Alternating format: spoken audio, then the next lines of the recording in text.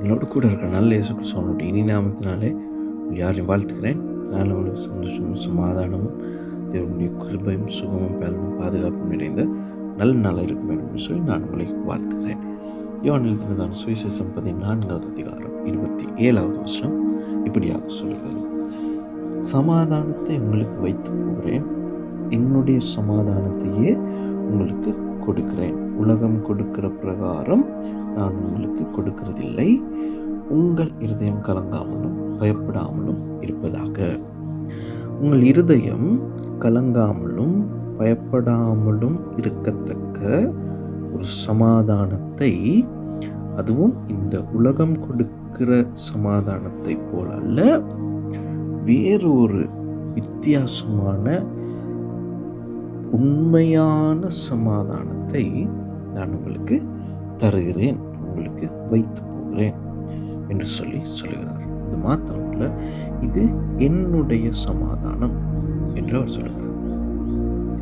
இயேசு கிறிஸ்துவானவருடைய சமாதானத்தை எங்களுக்கு கொடுக்கிறார், இந்த உலகத்துக்கு கொடுக்கிறார். உலகம் இன்றைக்கு சமாதானத்தை தேடி நாடுகள், மனித இனங்கள், மனிதர்கள், குடும்பங்கள், பிரதேசங்கள், ஒவ்வொரு ஸ்தலங்களிலும் சமாதானத்தை தேடி அலைந்து திரிந்து கொண்டிருக்கிறதான ஒரு காலப்பகுதிக்குள்ளே நாங்கள் இருக்கிறோம். மனிதன் இழந்து போன சமாதானத்தை மறுபடியும் பெற்றுக்கொள்ள முடியாத அளவுக்கு மனிதன் தேவனை விட்டு தூரம் போனான். அந்த சமாதானத்தை திரும்பவும் இயேசு கிறிஸ்துவானவர் மூலமாக தருவேன் என்று அவர் சொல்கிறார். என்னுடைய சமாதானத்தை உங்களுக்கு கொடுக்கிறேன். ஆதாம் ஏவாளினுடைய நாட்களிலே தேவன் அவருடைய சமாதானத்தை ஆதாமுக்கும் ஏவாளுக்கும் கொடுத்திருந்தார். ஆனால் கீழ்ப்படியாமை, தேவனுடைய சத்தத்துக்கு செவி கொடுக்காமை இந்த சமாதானத்தை இழக்க வைத்தது.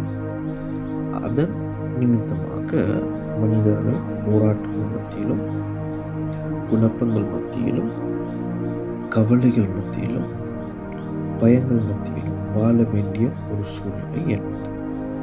திரும்பவுமாக இயேசு கிறிஸ்துவானவர் தன்னுடைய சமாதானத்தை இந்த உலகத்துக்கு கொடுப்பதற்காக அவர் வந்தார்.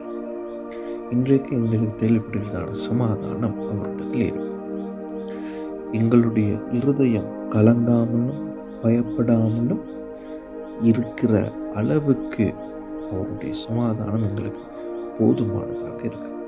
அவர் சமாதானத்தை கொடுக்கிறார். அந்த சமாதானத்தை பெற்றுக்கொள்வதும் அந்த சமாதானத்தை தக்க வைத்துக் கொள்வதும் உங்களுடைய கரத்திலே இருக்கிறது. சமாதானம் இல்லாமல் இன்றைக்கு மனிதர்கள் பலர் தற்கொலை செய்து கொண்டிருக்கிறார்கள். பலர் தன்னுடைய எல்லா காரியங்களையும் இழந்து கொண்டிருக்கிறார்கள். பலர் மருத்துவர்களிடத்தில் ஆலோசனை பெற்றுக்கொண்டு மருந்துகளை அவர்கள் உணவாக உட்கொள்கிறார்கள்.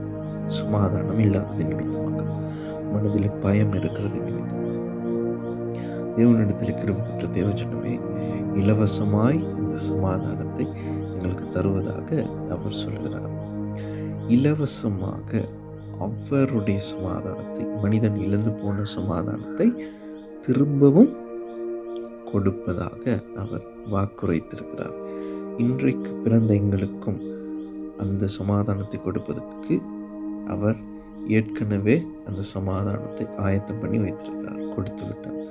இனிமேல் பிறக்கப் போகிறவர்களுக்குமான சமாதானத்தை சிலுவையிலே அவர் ஆயத்தம் பண்ணி கொடுத்து விட்டார். எனவே சமாதானத்தை பெற்று வாழ்வது எங்களுடைய கரத்தில் இருக்குது. இயேசு கிறிஸ்துவால் மாத்திரமே இந்த சமாதானத்தை, மனிதனுக்கு தேவைப்படுகிறதான சமாதானத்தை கொடுக்க இயேசு கிறிஸ்துவனுக்கு மாத்திரமே முடியும். இயேசு கிறிஸ்துவானவரே எனக்குள்ளே வாரும், சமாதானத்தை தாரும் என்று யார் சொல்கிறார்களோ அவர்களிடத்திலே அவர் வந்து தங்கி சமாதானத்தை நிலைக்க பண்ணுகிற ஒரு தேவனாய் இருக்கிறார். எனவே இதை கேட்டுக்கொண்டிருக்கிற உங்களுக்கும் ஒரு சமாதானத்தை கொடுக்க வல்லவராய் இருக்கிறார். நீங்கள் எப்படிப்பட்ட சூழ்நிலையில் இருந்தாலும், எவ்வளவு பயங்கள் நடுவில் இருந்தாலும், எவ்வளவு குழப்பங்கள் நடுவில் இருந்தாலும், எவ்வளவு பிரச்சனைகள் மத்தியில் இருந்தாலும் உங்களுக்கு அவர் சமாதானத்தை கொடுக்க வல்லவராய் இருக்கிறார். உலகம் கொடுக்கிற சமாதானத்தை அல்ல, அவருடைய கடவுளினுடைய சமாதானத்தை, ஒரு கடவுளினுடைய தெய்வத்தினுடைய சமாதானத்தை கொடுக்க அவர் வல்லவராக இருக்கார். எனவே அவரிடத்தில் கேட்டு நாங்கள் பெற்றுக்கொள்வோம். இந்த நாள் உங்களுக்கு நல்ல நாளாக இருக்க நான் உங்களுக்கு வாழ்த்துகிறேன். கர்த்தர் உங்களை ஆசீர்வதிப்பார்.